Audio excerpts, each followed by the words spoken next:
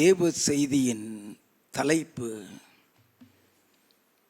இயேசு கிறிஸ்துவின் நியாயாசனம். யோவான் எழுதினதான சுவிசேஷம் 5வது அதிகாரம் 27 முதல் 29 வரை. அவர் மனுஷகுமாரனாய் இருக்கிறபடியால் நியாய தீர்ப்பு செய்யும்படிக்கு அதிகாரத்தையும் அவருக்கு கொடுத்திருக்கிறார். இதை குறித்து நீங்கள் ஆச்சரியப்பட வேண்டாம்.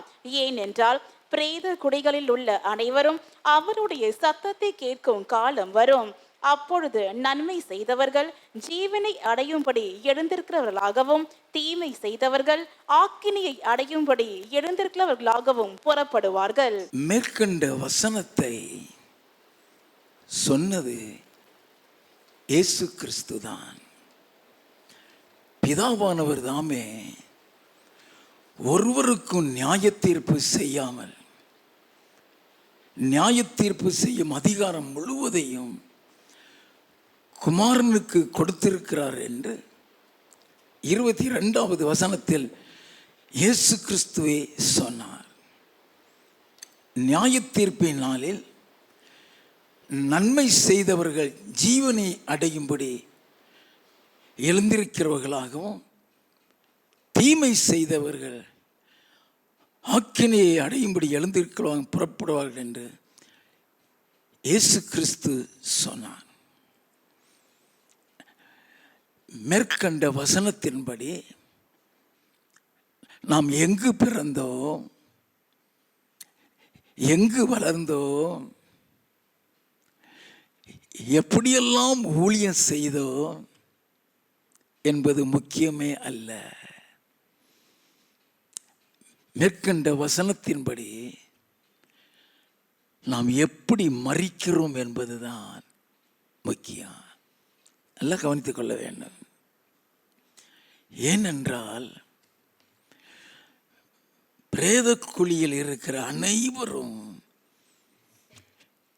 அவருடைய சத்தத்தை கேட்கும் காலம் வரும் என்று இயேசு சொன்னார்.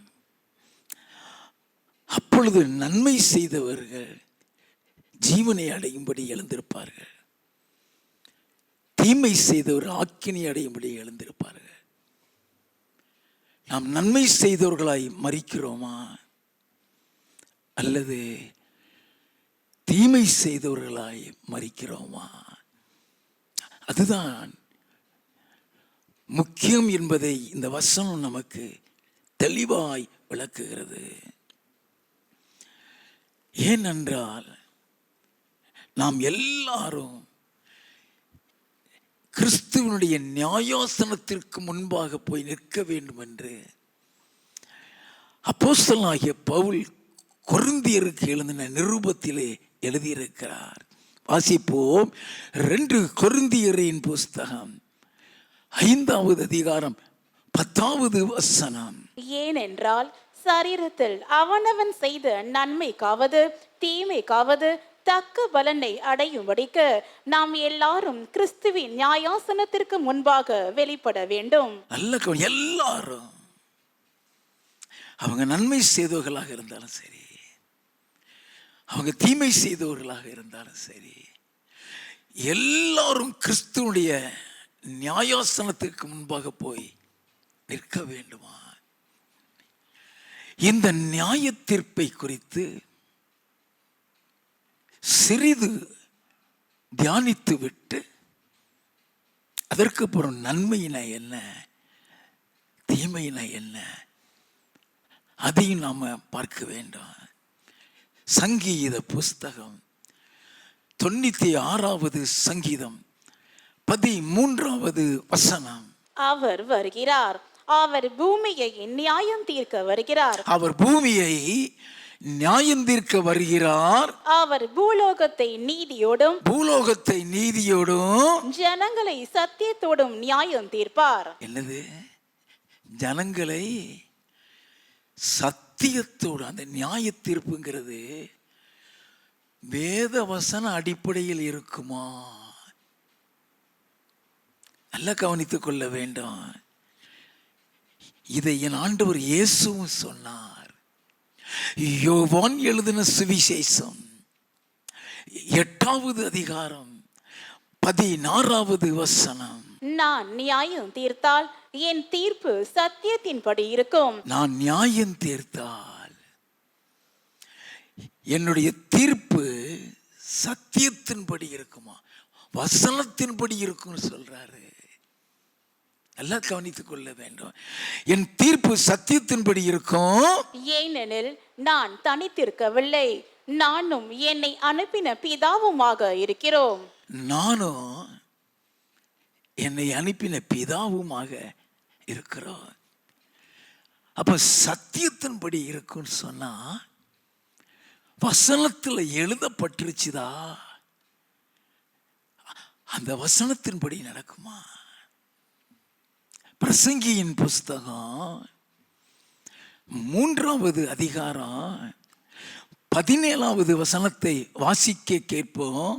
சகல எண்ணங்களையும் சகல செய்கைகளையும் நியாயம் தீர்க்கும் காலம் இனி இருக்கிறபடியால். சகல எண்ணங்களையும், நல்ல கவனிங்க, சகல எண்ணங்களையும் சகல செய்கைகளையும் நியாயம் தீர்க்கக்கூடிய காலம் இனி இருக்கிறபடியினால் சன்மார்க்கனையும் துன்மார்க்கனையும் தேவன் நியாய தீர்ப்பார் என்று என் உள்ளத்தில் எண்ணினேன். நல்ல கவனிங்க, அவன் நல்லவனாக இருந்தாலும் சரி, அவன் கெட்டவனாக இருந்தாலும் சரி, அவனை நியாயம் தீர்ப்பாரான். சகல எண்ணங்கள் சொன்னாரே, அப்படின்னா நீ இருதயத்தில் என்ற எண்ணத்துக்கு நியாய தீர்ப்பு ஒன்று, அது சத்தியத்தின்படி இருக்குமா? அப்போ வசனம் என்ன சொல்லுகிறது?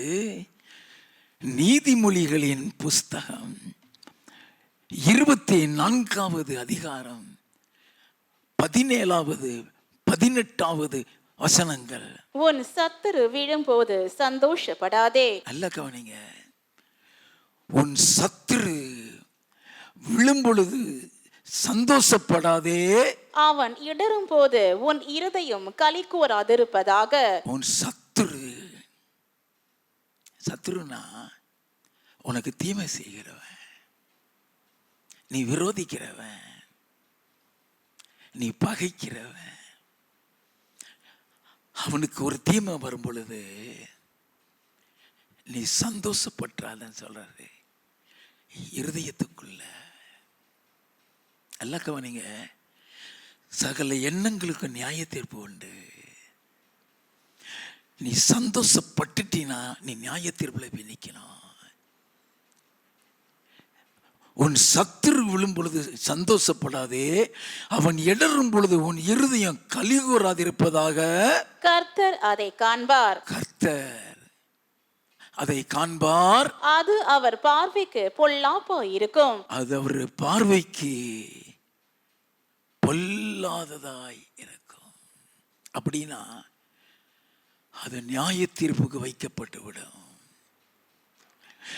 என்னுடைய தீர்ப்பு சத்தியத்தின்படி இருக்கும்னு சொன்னாரே. நான் சுயமாய் நியாயம் தீர்க்கிறது இல்லை. என் தீர்ப்பு சத்தியத்தின்படி வசனத்தில் எழுதப்பட்டுருச்சுன்னா நல்லா கவனிக்க வேண்டாம். நாம் அறியாத சில ஆழங்களுக்குள் கர்த்தர் நம்மை கொண்டு செல்லுகிறார். பிசாசு வந்து சொல்லுவான், அவனுக்கு அந்த தீமை நடந்துருச்சு, அவனுக்கு இது நடந்துருச்சு, மகிழ்ந்துராத. லோத்து ஆபிரகாமை விட்டு சண்டை போட்டுட்டு தான் பிரிஞ்சு போனான். சோதோம்ல போய் மாட்டிக்கிட்டான். அங்க யுத்தம் வந்து லோத்தையும் சேர்த்து கூட்டிட்டு போயிட்டானுங்க. அதை ஒருத்த வந்து ஆபிரகாம்கிட்ட சொல்லும்போது அவன் மகிழ்ந்திரல. சண்டை போட்டுட்டு போனானே, இது கர்த்தரால் உனக்கு வந்ததுன்னு சொல்லல. ஆபிரகாம் துடிச்சிட்டான். உடனே தன்னிடத்தில் இருந்த ஆட்களை கூட்டிட்டு போய் யுத்தம் பண்ணி அவனை மீட்டு கொண்டு வந்தான். நல்லா கவனிக்க வேண்டும். அப்ப ஆண்டவர் எதற்கெல்லாம் நியாயம் தீர்க்கிறார்? இந்த நியாய தீர்ப்பின் கொடுமையை நம்ம தெரிந்து கொள்ள வேண்டும். வெளிப்படுத்தின விசேஷம் 20வது அதிகாரம் 10வது வசனத்தை வாசிக்க கேட்போம். மேலும் அவர்களை மோசம் போக்கின பிசாசானவன் மிருகமும் கள்ள தீர்க்கதரிசியுமாய் இருக்கிற இடமாகிய அக்கினியும் கந்தகமுமான கடலிலே தள்ளப்பட்டான். நல்ல கவனிங்க. அவர்களை மோசம் போக்கின பிசாசானவன் மிருகமும் கள்ள தீர்க்க இருக்கிற இடமாகிய அக்கினியும் கந்தகமான கடலிலே தள்ளப்பட்டான். அவர்கள் இரவும் பகலும் சதா காலங்களிலும் வாதிக்கப்படுவார்கள். அங்க போயிட்டா வெளியே வர முடியாது. இரவும் பகலும் சதா காலங்களிலும் வாதிக்கப்பட்டார்களாம். அப்படின்னா அக்கினியும் கந்தகமும் எரிகிற அந்த அக்கினி கடல் பிசாசுக்காக ஏற்படுத்தப்பட்டது. நல்லா கவனிங்க. அது யாருக்காக ஏற்படுத்தப்பட்டது? பிசாசுக்காக, கள்ள தீர்க்கதரிசிக்காக, மிருகத்துக்காக. அதே இடத்துலதான் தீமை செய்தவர்களின் கர்த்தர் போடுகிறாராம். 11வது வசனம். பின்பு நான் பெரிய வெள்ளை சிங்காசனத்தையும் அதன் மேல் வீற்றிருக்கிறவரையும் கண்டேன். அவருடைய சமூகத்திலிருந்து பூமியும் வானமும் அகன்று போயின. நான் பெரிய வெள்ளை சிங்காசனத்தையும் அதன் மேல் வீற்றிருக்கிறவரையும் கண்டேன். இந்த வெள்ளை சிங்காசனங்கிறது கிருபையின் சிங்காசனம். கர்த்தர் ஏசாயா தீர்க்கதரிசிக்கு அதை வெளிப்படுத்தி, ஏசாயா தீர்க்கதரிசி அவருடைய நிறுவத்தில் எழுதியிருக்கிறார். ஏசாயா தீர்க்கதரிசியின் புஸ்தகம் 16வது அதிகாரம் 5வது வசனம். கிருபையினாலே சிங்காசனம் ஸ்தாபிக்கப்படும், நியாயம் விசாரித்து துரிதமாய் நீதி செய்கிற ஒருவர் அதன் மேல் தாவீதின் கூடாரத்திலே நியாயாதிபதியாய் உண்மையோடு வீற்றிருப்பார். நல்ல கவனிங்க ஐயா. என்னைக்கோ நடக்க போகிற நியாய தீர்ப்பை ஏசாயா எழுதி வைத்திருக்கிறார். அது கிருபையின் சிங்காசனம். நன்மை செய்தவர்களுக்கு அங்கு கிருபை உண்டு. அங்க கிருபை உண்டு. அந்த நியாய தீர்ப்பை தெரிந்து கொள்ள வேண்டும். வெளிப்படுத்தின விசேஷம் 20வது அதிகாரம் 11வது வசனத்தில் இருந்து. பின்பு நான் பெரிய வெள்ளை சிங்காசனத்தையும் அதன் மேல் வீற்றிருக்கிறவரையும் கண்டேன். அவருடைய சமூகத்திலிருந்து பூமியும் வானமும் அகன்று போயின, அவைகளுக்கு இடம் காணப்படவில்லை. மரித்தோராகிய சிறியோரையும் பெரியோரையும் தேவனுக்கு முன்பாக நிற்க கண்டேன். அப்பொழுது புஸ்தகங்கள் திறக்கப்பட்டன. ஜீவ புஸ்தகம் என்னும் வேறொரு புஸ்தகமும் திறக்கப்பட்டது. அப்பொழுது அந்த புஸ்தகங்களில் எழுதப்பட்டவைகளின்படியே மரித்தோர் தங்கள் தங்கள் கிரியைகளுக்கு தக்கதாக நியாய தீர்ப்படைந்தார்கள். மரித்தோர் தங்கள் தங்கள் கிரியைகளுக்கு தக்கதாக நியாயம் தீர்க்கப்பட்டார்கள். சமுத்திரம் தன்னில் உள்ள மரித்தோரை ஒப்புவித்தது. மரணமும் பாதாளமும் தங்களில் உள்ள மரித்தோரை ஒப்புவித்தன. யாவரும் தங்கள் தங்கள் கிரியைகளின்படியே நியாயம் தீர்ப்படைந்தார்கள். அப்பொழுது மரணமும் பாதாளமும் அக்கினி கடலிலே தள்ளப்பட்டன. இது 2ஆம் மரணம். ஜீவ புஸ்தகத்தில் எழுதப்பட்டவனாக காணப்படாதவன் எவனோ அவன் அக்கினி கடலிலே தள்ளப்பட்டான். ஜீவ புஸ்தகத்திலே எழுதப்படாதவன் இந்த மிருகமும் கள்ள தீர்க்கதரிசியும் பிசாசும் இருக்கிற அக்கினி கடலிலே தள்ளப்பட்டனா. என் இயேசுவும் அதை சொன்னார். அங்குதான் பிசாசுக்காக வைக்கப்பட்ட அந்த அக்கினி கடல்ல தான் நன்மை செய்யாதவர்களையா போடுவாங்களாம். இயேசு சொன்னதை வாசிப்போமே. மத்தேயு எழுதினதான சுவிசேஷம் 25வது அதிகாரம் 41 முதல் 43 வரை. அப்பொழுது இடது பக்கத்தில் நிற்பவர்களை பார்த்து அவர், சபிக்கப்பட்டவர்களே, என்னை விட்டு பிசாசுக்காகவும் அவன் தூதர்களுக்காகவும் அவனுடைய தூதர்களுக்காகவும் ஆயத்தம் பண்ணப்பட்டிருக்கிற நித்திய அக்கினியிலே போங்கள். பசியாயிருந்தேன், நீங்கள் எனக்கு போஜனம் கொடுக்கவில்லை.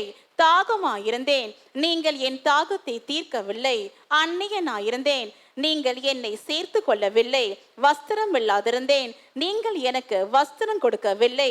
வியாதி உள்ளவனாயும் காவலில் அடைக்கப்பட்டவனாயும் இருந்தேன், நீங்கள் என்னை விசாரிக்க வரவில்லை என்பார். நல்ல கவனிங்க.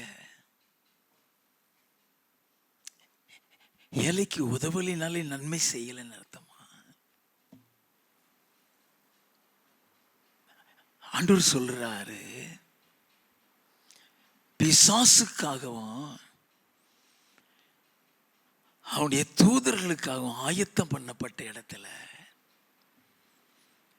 நல்லா கவனிக்க வேண்டாம்.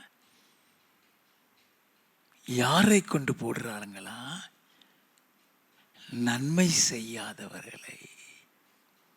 இப்படிப்பட்ட ஒரு நியாய தீர்ப்பு இருக்கிறபடினால தாம் போகிற இடத்துக்கு அநேகரை கொண்டு வர பிசாசு தீவிரமாய் செயல்படுவான். நன்மை செய்ய விடாமல் தடுக்கிறதோ,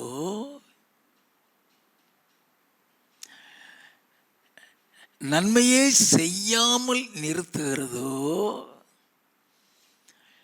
தீமை செய்ய வைக்கிறதோ பிசாசுங்கிறத நம்ம நல்லா தெரிந்து கொள்ள வேண்டும். நல்லா தெரிந்து கொள்ள வேண்டும். அப்போஸ்தலனாகிய பவுல் எபேசியருக்கு எழுதின நிருபத்திலே எபேசியர் 4வது அதிகாரம் 27வது வசனத்தில் பிசாசுக்கு இடங்கொடாமலும் இருங்கள் என்று சொல்லுகிறார். நம்ம வாசித்திருப்போம். இதனுடைய ஆளு நமக்கு தெரியாது, இதனுடைய அர்த்தமும் நமக்கு தெரியாது, இதனுடைய முக்கியத்துவம் நமக்கு தெரியாது, இதனுடைய தீமையும் நமக்கு தெரியாது. நல்லா கவனித்துக்கங்க. ஒரே ஒரு வரியில பிசாசுக்கு இடங்கொடாமல் இருங்கன்னு எழுதிட்டாரு. நீ பிசாசுக்கு ஒரு சின்ன காரியத்தில் இடம் கொடுத்துட்டீங்கன்னா உன் முழு குடும்பத்தையும் ஆக்கிரமிச்சிடுவான். யாருக்கும் தெரியாது இல்லையா?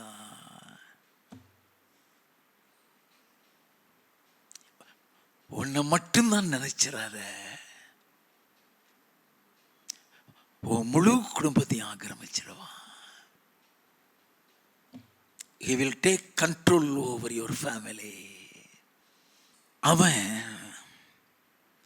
யார் இடம் கொடுக்கிறாங்களோ அவங்கள அவன் கருவியா பிரயோஜனப்படுத்தி பரலோகத்துக்கு போக விடாம ஆக்கிடுவான். அவன் எண்ணம் எல்லாம் நமக்கு அக்கினி கடல் இருக்கும்போது இவங்க எப்படி அங்க போகலாம், ஒரு கூட்டத்தை சேர்க்க தீவிரமாய் செயல்படுவான். அவனுடைய திட்டம் எல்லாமே உனக்கும் தேவனுக்கும் இருக்கிற உறவை நிறுத்தி விடுவான். நல்லா கவனிச்சுக்கிடுங்க. உன் சமாதானத்தை எடுத்து விடுவான். அவனுடைய ஆளுகைக்குள் நீ போயிட்டீன்னா நீ செய்கிறது தப்புன்னு 1% உனக்கு தெரியாது. எல்லாத்தையும் இன்னைக்கு நம்ம தெரிந்து கொள்ள வேண்டும். நீ செய்கிறது தப்புன்னு தெரியாது, தேவனே இறங்கி வந்து சொன்னா கூட உன் காதுல ஏறாது. எல்லாம் கவனித்துக் கொள்ள வேண்டும். தேவனால் உண்டாக்கப்பட்ட, உருவாக்கப்பட்ட, தேவனுடைய சாயலில் உருவாக்கப்பட்ட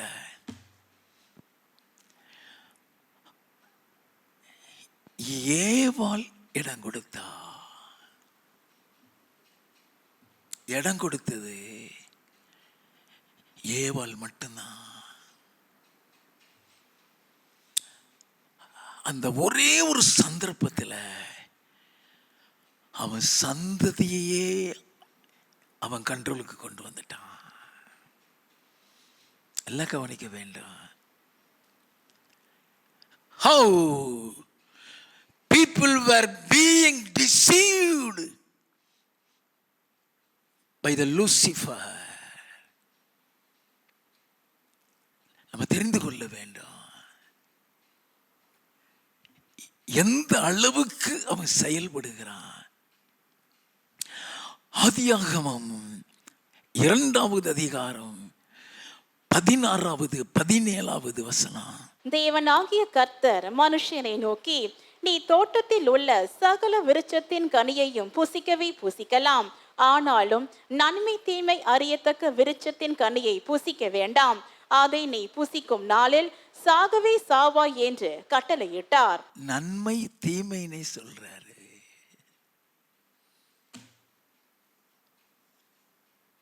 அதுல நன்மை இருக்கு, அதுல தீமை இருக்கு. அதுக்கு கீழ்ப்படிஞ்சா நன்மை,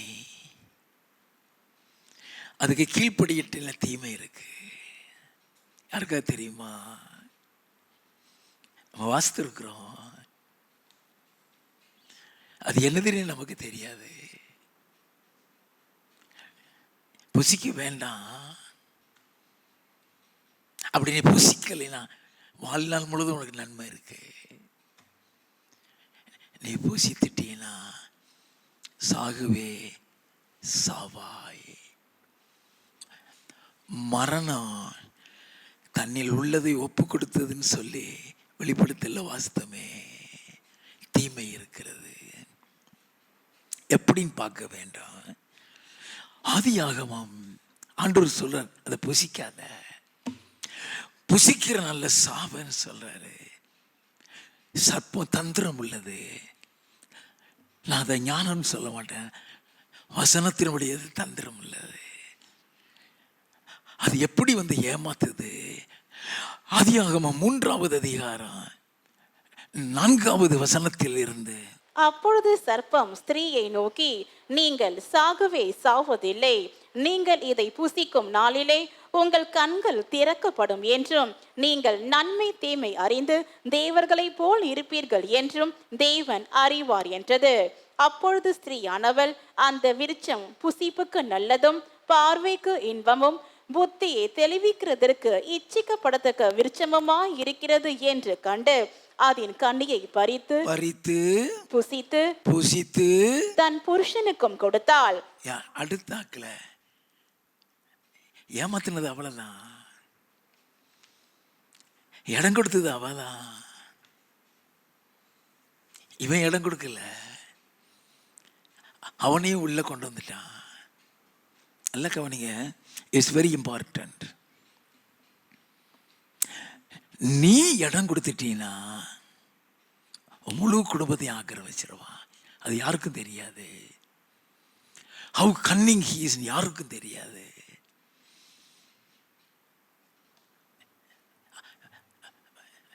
அவனும் வாங்கி அதை புசித்தான். அது புசித்தபடியினால இப்ப தீமையை கர்த்தர் சொல்றார் 17வது வசனத்தில் இருந்து.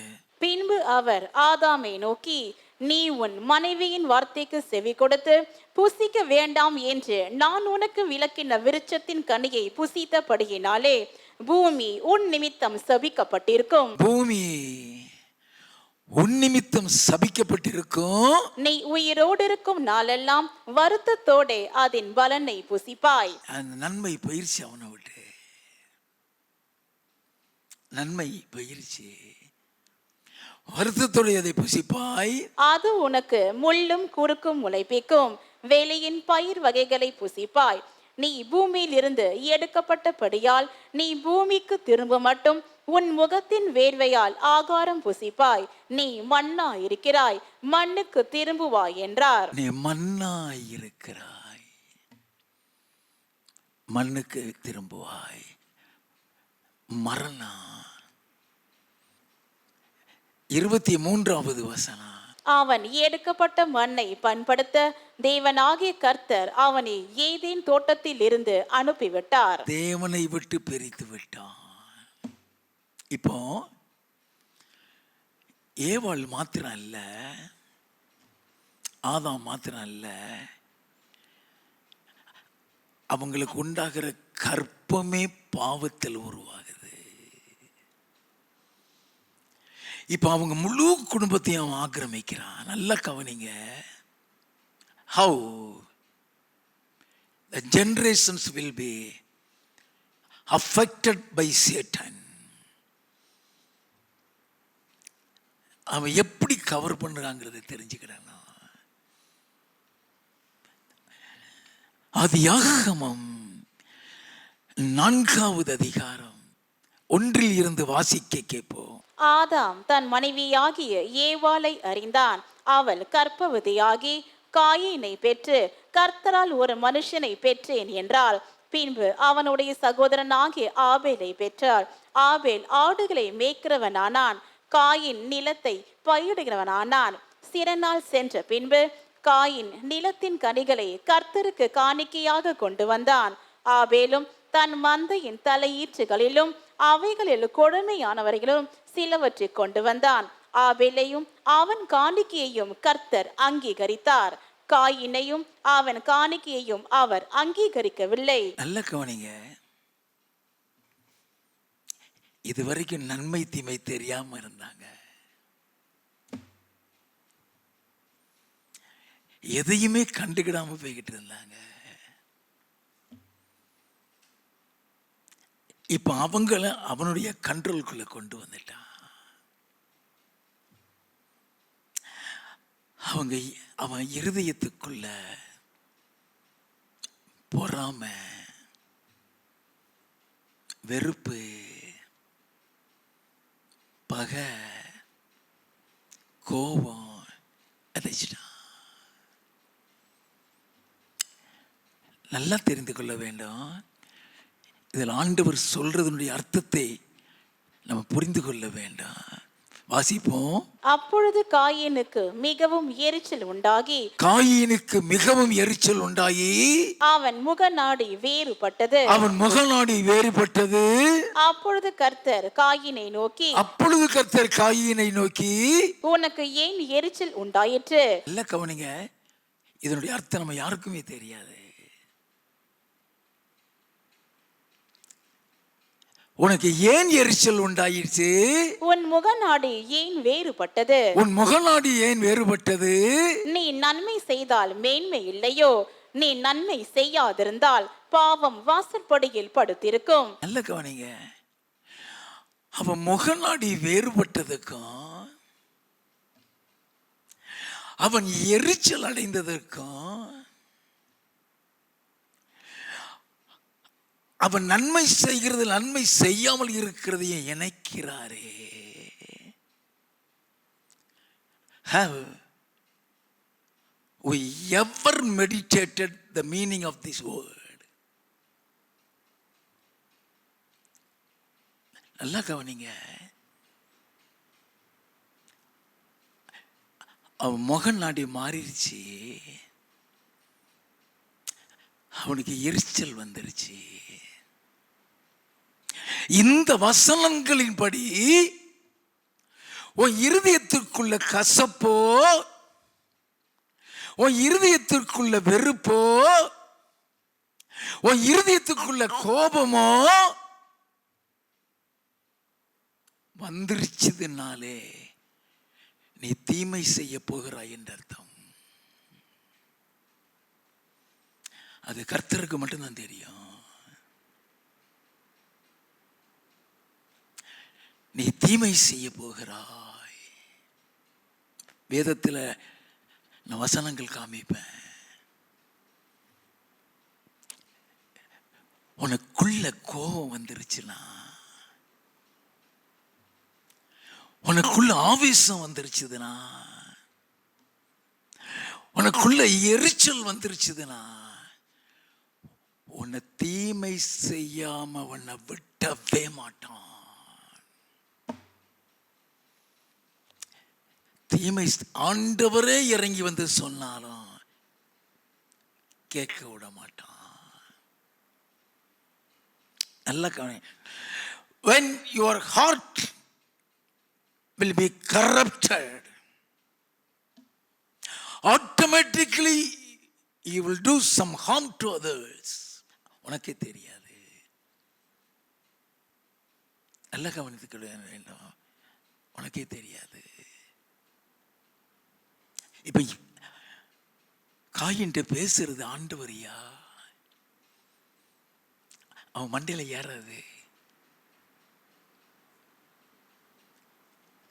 கர்த்தர் வந்து பேசினால ஏறாது. கர்த்தரை குற்றம் கண்டுபிடிப்பான். ஆண்டவர் சொல்றாரு, நீ நன்மை செய்தால் மேன்மை இல்லையா? நன்மை செய்யாட்டா பாவம் வாசல் படியில படுத்திருக்கும். யாக்கோபு 4வது அதிகாரம் 17வது வசனத்தில், நன்மை செய்ய அறிந்தவர்களாய் இருந்தோம் அதை செய்யாமல் போனால் அது பாவமாயிருக்குன்னு சொல்லி எழுதப்பட்டிருக்கோம். நல்லா கவனிக்க வேண்டாம். வாசிப்போம். ஆதலால் ஒருவன் நன்மை செய்ய அறிந்தவனாயிருந்தோம், ஒருவன் நன்மை செய்ய அறிந்தவனாயிருந்தோம் அதை செய்யாமற் போனால் அது அவனுக்கு பாவமாயிருக்கும். நன்மை செய்யாட்டாலே பாவம். தீமை செய்யணும் இல்ல, நீ நன்மை செய்ய அறிந்திருக்கிற, நன்மை செய்ய கூடிய பார்த்துக்கிட்டு நீ செய்யாம போயிட்டீனா அது பாவம். நான் வஸ்திரம் இல்லாம இருந்தேன், எனக்கு வஸ்திரம் கொடுக்கல. நான் பசியா இருந்தேன், என் பசிக்கு நீ உதவல. ஏன்? நன்மை செய்ய அறிந்தவன் தான் செய்யல.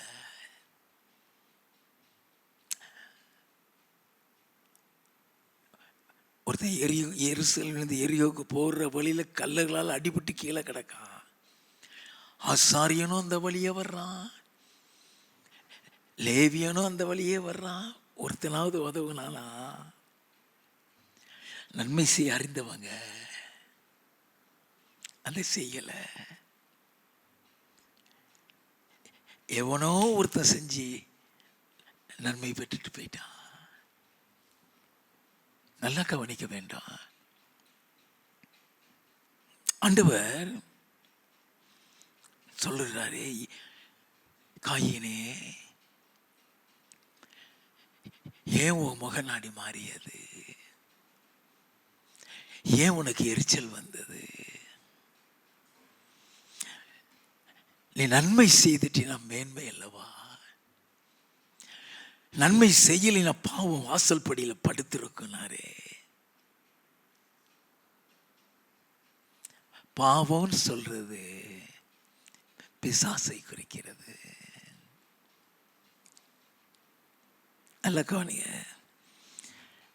வாசல் படின்னு சொன்னாரே, வீட்டு வாசல் படி இல்ல, உன் இருதயத்துல தங்கிருவானா?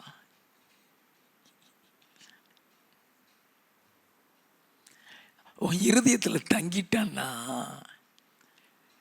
உன்னை தீமை செய்யாம விடவே மாட்டான். தீமை செய்ய வைக்காம விடவே மாட்டான்.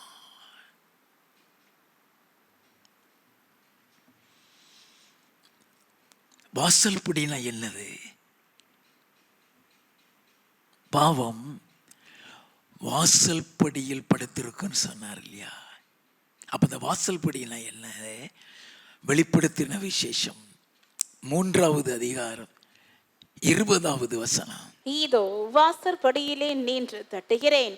ஒருவன் என் சத்தத்தை கேட்டு கதவை திறந்தால் அவனிடத்தில் நான் பிரவேசித்து அவனோட போஜனம் பண்ணுவேன், அவனும் என்னோட போஜனம் பண்ணுவான். அந்த வாசல் படிங்க உன் இருதயம். உன் இருதயம் இயேசுவுக்கு மட்டும்தான் ஐயா திறந்து கொடுக்கணும். அவர் வாசல் படியில் நின்று தட்டிக்கிட்டே இருக்கிறார். ஐயா, என் மகனை கதவை தர. வாசிப்போமா? நீதிமொழிகளின் புஸ்தகம் 23வது அதிகாரம் 26வது வசனம். என் மகனே, உன் இருதயத்தை எனக்கு தா, உன் கண்கள் என் வழிகளை நோக்குவதாக.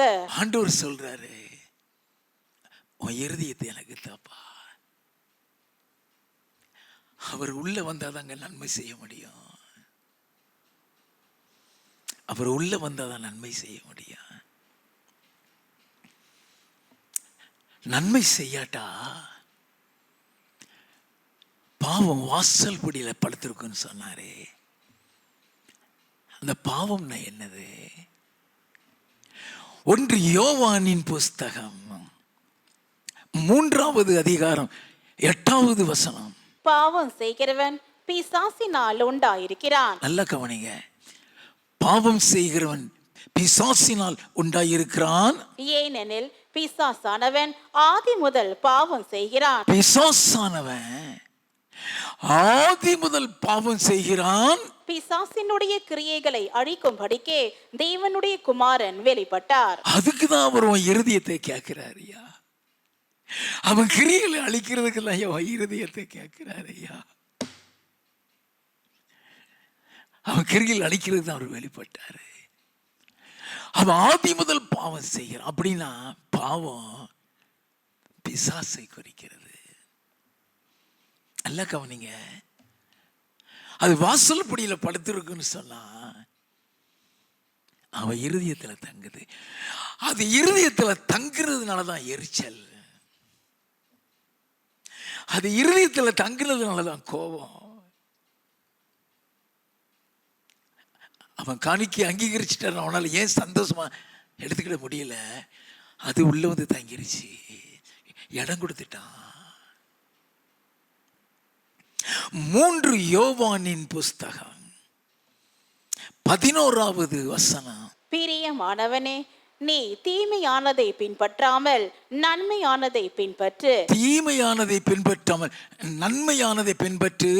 நன்மை செய்கிறவன் தேவனால் உண்டாயிருக்கிறான். நன்மை செய்கிறவன் தேவனால் உண்டாயிருக்கிறான். தீமை செய்கிறவன் தேவனை காணவில்லை. தீமை செய்கிறவன் தேவனை காணவில்லை. தீமை செய்கிறவனுக்கும் கர்த்தருக்கும் சம்பந்தமே கிடையாது. இல்ல கவனிங்க. சத்தியத்தின்படி நியாயம் தீர்ப்பாராம். வசனத்தின்படி தான் கர்த்தர் நியாயம் தீர்ப்பேன்னு சொல்றாரு. நீ வசனத்துக்கு மாறா நடந்துட்டீங்கன்னா நியாய தீர்ப்புல போய் நிக்கலாம். நல்லா கவனித்துக் கொள்ள வேண்டும். போகட்டும். இப்ப காயினுக்கு வருவோம். ஆண்டவர் சொன்னாரு, நீ நன்மை செய்து நான் மேன்மை இல்லையாப்பா, நீ நன்மை செய்யலைன்னா பாவம் வாசப்படியில படுத்திருக்கும். அவனுக்கு ஏறலைங்க. When a person is being occupied by Satan, he doesn't know what he is doing.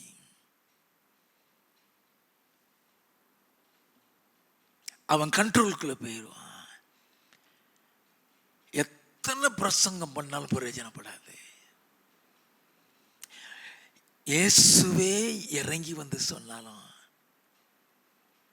அவன் காதுல ஏறாது.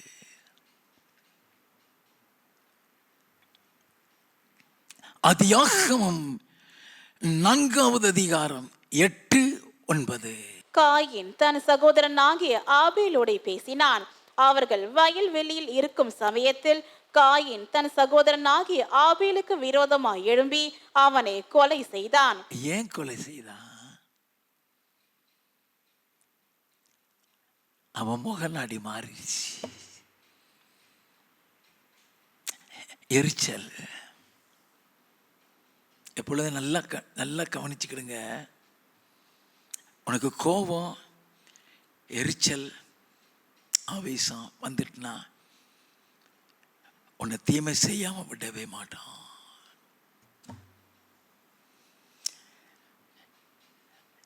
அதுக்கப்புறம் அது செய்யாம இருக்க உன்னால முடியவும் முடியாது. You will become under his control.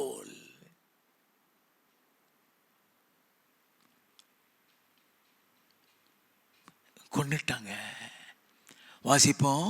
கர்த்தர் காயினை நோக்கி, உன் சகோதரனாகிய ஆபேல் எங்கே என்றார். அதற்கு அவன், நான் அறியேன், என் சகோதரனுக்கு நான் காவலாளியோ என்றான். ஏன் இப்படி சொன்னா? எந்த ஆவி அவனை கொலை செய்ய வைத்ததோ அந்த ஆவிதான் இப்ப பொய்யை சொல்ல வைக்கிறது. எழுதி வச்சுக்கிடுங்க. தீமை செய்கிறவன் ஒரு நாளும் உண்மை சொல்ல மாட்டான். It's biblical. It's biblical. தீமை செய்கிறவன் இருந்து உண்மை வரவே வராது. உண்மை மாதிரி உன்னை பேசி உன்னையும் தீமை செய்ய வைத்திருவான்.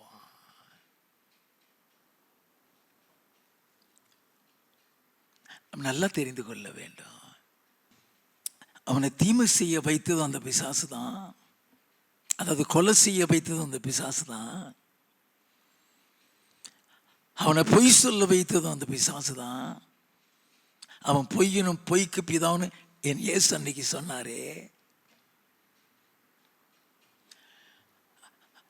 அவனை கொலை செய்ய வைத்த கொலை பாதகனும் அந்த பிசாசு தான்.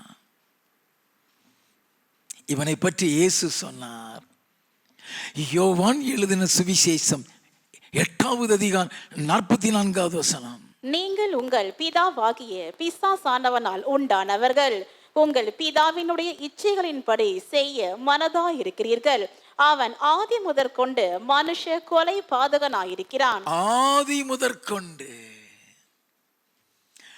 மனுஷ கொலை பாதகன். ஆதாம் ஏவலுக்குள்ள மரணத்தை கொண்டு வந்தது அவன் தான். ஆபேலை கொலை செய்தது அவன் தான்.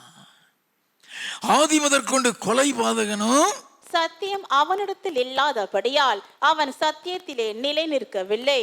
அவன் பொய்யனும் பொய்க்கு பிதாவுமாய் இருக்கிறபடியால் அவன் பொய் பேசும்படி தன் சொந்தத்தில் எடுத்து பேசுகிறான். பொய் பேசும் பொழுது சொந்தத்தில் எடுத்து பேசுகிறான்.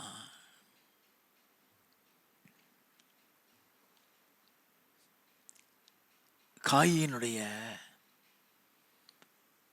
தாய் தகப்பனை வஞ்சித்து தான் வந்தான். அவங்கள கர்த்தரை விட்டு பிரிய வச்சுதான் வந்தான். அவங்களுக்குள்ள சாபத்தை கொண்டு வந்துதான் வந்தான். நல்லா கவனித்துக் கொள்ள வேண்டும். அப்ப வாயிலிருந்து வர்றதெல்லாம் போய் ஆண்டவர்கிட்ட மறைக்க முடியாது. மறுபடியும் ஆதியாகமம் 4வது அதிகாரம் 9வது வசனத்தில் இருந்து வாசிக்க கேட்போம். கர்த்தர் காயினை நோக்கி, உன் சகோதரனாகிய ஆபேல் எங்கே என்றார். அதற்கு அவன், நான் அறியேன், என் சகோதரனுக்கு நான் காவலாளியோ என்றான். என் சகோதரனுக்கு நான் காவலாளியா? துணிகரமா ஆண்டவரத்துல போய் சொல்றான். அவருக்கு தெரியுங்கிறது அந்த உணர்வே இருக்காது. When a person is occupied by Satan, automatically he will forget God. automatically he will be separated by Satan from God. ஈஸியா தள்ளிடுவான். அவன் தந்திரம் உள்ளவன். வாசிப்போம். அதற்கு அவர், என்ன செய்தாய்? என்ன செய்தாய்? உன் சகோதரனுடைய இரத்தத்தின் சத்தம் பூமியில் இருந்து என்னை நோக்கி கூப்பிடுகிறது. நல்ல கவனிங்க. ஒரு சகோதரனுடைய இரத்தத்தின் சத்தம். என்கிட்ட மறைக்கிறியே, என்கிட்ட பொய் சொல்றியே,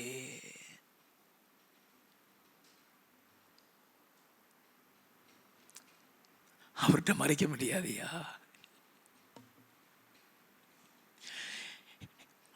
எல்லாத்தையும் பார்த்து கொண்டிருப்பாரு. வாசிப்போம். இப்பொழுது உன் சகோதரனுடைய இரத்தத்தை உன் கையிலே வாங்கிக் கொள்ள தன் வாயை திறந்த இந்த பூமியில் நீ சபிக்கப்பட்டிருப்பாய். இந்த பூமியில் நீ சபிக்கப்பட்டிருப்பாய். வாசிப்போம். நீ நிலத்தை பயிரிடும் போது அது தன் பலனை இனி உனக்கு கொடாது. நீ பூமி நிலையற்று அலைகிறவனாயிருப்பாய் என்றார். நீ பூமியில நிலையற்று அலைகிறவனாயிருப்பாய். நல்லா கவனிங்க. அநேக நேரங்கள்ல சாத்தானுடைய தந்திரங்கள்லாம் நமக்கு தெரியாது, யாராலையும் கண்டுகொள்ள முடியாது, யாருக்கும் புரியாது. ஈஸியா கவர் பண்ணிடுவான். அல்லேலூயா. இன்றைய தேவ செய்தியின் தொடர்ச்சி அடுத்த ஞாயிற்றுக்கிழமை எடுப்பேன்.